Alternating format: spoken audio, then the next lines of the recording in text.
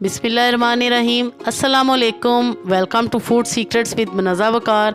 तमाम देखने वाले खुश रहें, आबाद रहें और सब व्यूवर्स को दिली ईद मुबारक। व्यूवर्स, आज मैं आपके साथ मुफीद टिप्स शेयर करूंगी जो कि बकरा ईद स्पेशल हैं और इंशाल्लाह आपके बहुत ही काम आने वाली हैं।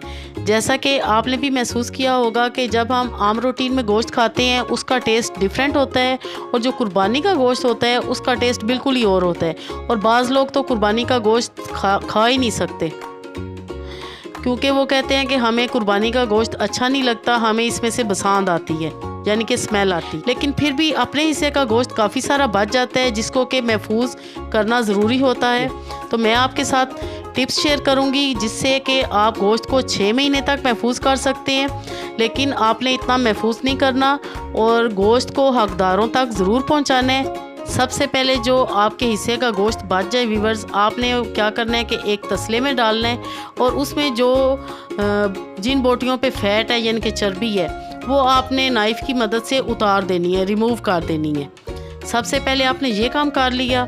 देन आपने क्या करना है, चर्बी उतारने के बाद कि आपने आटा लेना है और आटा आपने इस हिसाब से लेना है कि अगर 2 किलो गोश्त है तो 1 कप आटा, अगर 4 किलो गोश्त है तो 2 कप आटा, अगर 6 किलो गोश्त है तो 3 कप। इसी रेशो से आपने आटा लेना है और आपने गोश्त के ऊपर छिड़क देना है, यानी कि लगा देना है आटे को, और आपने गोश्त को आधे घंटे के लिए छोड़ देना है।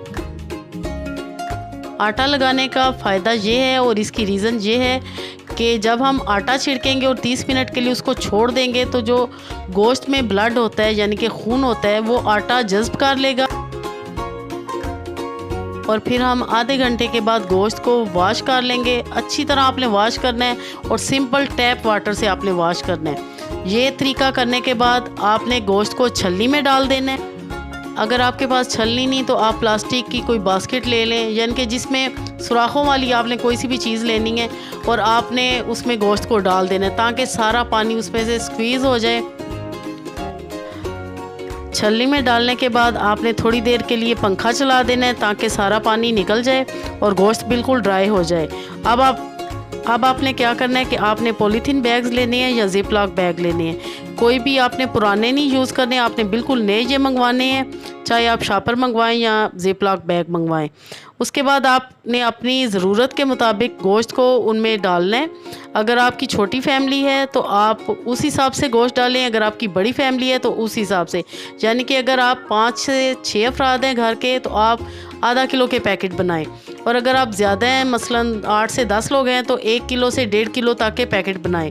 बाज़ लोग ऐसा करते हैं कि वो 5 किलो 6 किलो गोश्त इकट्ठा एक ही बैग में डाल देते हैं और वो बार बार निकालते हैं, डीफ्रॉस्ट करते हैं, फिर बाकी का बच जाए फिर उसको फ्रीज़र में रखते हैं। ऐसा आपने बिल्कुल भी नहीं करना। ऐसा करने से बैक्टीरिया पैदा हो जाते हैं जिससे कि गोश्त भी ख़राब हो जाता है। व्यूअर्स, आपने अपने फ्रीज़र को चेक करना है, फ्रीज़र बिल्कुल साफ़ होना चाहिए जो कि आपने ईद से पहले कर लेना है। अब हमने गोश्त के पैकेट्स तरतीब के साथ रखने हैं और इन पैकेट्स के दरमियान में आपने छोटा सारा कोयला रखना है, बिल्कुल छोटा सा, आप किसी कटोरी में रख सकती हैं। अगर आपके पास कोयला नहीं है तो आप एक लेमन, बड़े साइज़ का लेमन के 2 पीसेस करके यानी कि उसको कट करके आपने वो रख देना है और साथ में 3-4 जवे लहसुन के आपने डाल देने हैं फ्रीज़र में। तो इंशाल्लाह इसका फ़ायदा ये होगा कि अगर लोड शेडिंग भी होती है, लाइट नहीं होती, तो बाज़ दफ़ा गोश्त के ख़राब होने का डर होता है, तो आपका गोश्त यानी कि आपका नहीं, कुर्बानी का गोश्त बिल्कुल भी ख़राब नहीं होगा और वो बिल्कुल फ्रेश रहेगा। और व्यूवर्स, आपने एक और काम करना है कि आपने इन पैकेट्स पे लेबल कर देना है, यानी कि ये मटन और बीफ को, क्योंकि बाज़ दफ़ा हमें नहीं पता चलता कि बीफ का कौन सा पैकेट है और मटन कौन सा है। और इससे भी ज़्यादा आप करना चाहते हैं तो आपने पुलाव के लिए अगर रखा है या बिरयानी के लिए या कौरमे के लिए तो आप उनको भी लेबल कर सकते हैं। इससे बहुत ही आसानी होती है और हम बआसानी अपना पैकेट निकाल सकते हैं। जाते जाते एक और आपके साथ इंफॉर्मेटिव टिप शेयर करती जाऊं कि अगर आपके इलाके में कैमल की कुर्बानी हो और आपकी तरफ गोश्त आए कैमल का, तो उसमें से जो उसकी बोन होती है, हड्डी यानी कि, वो आपने अपने घर के किसी गार्डन में या किसी कोने में कच्ची जगह पे आपने वो दबा देनी है। तो कहते हैं कि उस घर में बल्कि 2 किलोमीटर तक उस इलाके में दीमक नहीं लगती।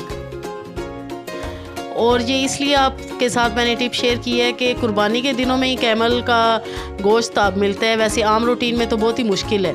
तो अगर आपकी तरफ आए तो आप ये ज़रूर कीजिएगा। वीवर्स, आई होप कि आपको ये सारी टिप्स ज़रूर पसंद आएंगी और आपके इंशाल्लाह ये काम भी आएंगी। और सबसे ज़रूरी बात कि गोश्त को आपने ज़रूर तकसीम करना है, सारा गोश्त आपने अपने ही फ्रीज़र में नहीं भर लेना। और ये सारी टिप्स आपको अगर पसंद आए तो आप ज़रूर शेयर कीजिए, लाइक कीजिए, अपनी दुआओं में याद रखिए। ओके देन, अल्लाह हाफिज़।